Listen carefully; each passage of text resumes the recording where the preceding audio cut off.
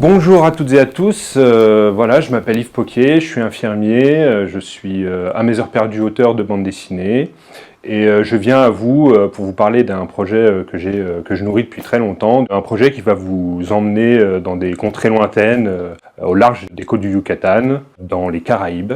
On va parler donc d'un pirate qui s'appelle Echo, qui est un vieux pirate un peu bougon, qui passe son temps à fumer sa pipe, qui est un peu patibulaire, et d'une fée qui n'est pas aussi scintillante que les fées qu'on a l'habitude de voir. C'est une fée qui est faite entièrement de cendres, et donc qui s'éparpille au gré du vent et de l'eau.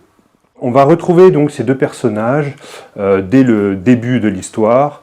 La veille de leur exécution, ils ont été récupérés et prêts à être pendus haut et court, comme des parias. Ces deux personnages ont bravé tempête, joug, complot, créatures marines. Et tout ça pour découvrir une île mystérieuse, l'île Washitapura. Au départ, ce projet n'était pas voué à faire un album complet. Je l'ai écrit par épisode, très simple. Au départ, c'était une école de dessin. J'avais envie de continuer à dessiner. Il y avait un projet spécial enfant qui avait été mis en place par l'association Phylactère. Et je me suis dit, pourquoi pas ? Je me suis rappelé des histoires que je lisais quand j'étais plus jeune. Et une des histoires qui m'a vraiment le plus touché, c'était Peter Pan à l'époque. Ce monde de féerie croisé avec le monde de la piraterie m'avait toujours plu en fait. Et donc j'ai élaboré un scénario au départ qui n'avait pas pour but de développer un univers complet. Et au fur et à mesure du temps, ça m'a permis comme ça de prendre plaisir à continuer à vivre avec ces personnages.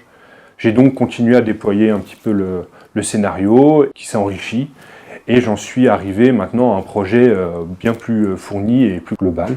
J'ai donc tout concentré dans un album.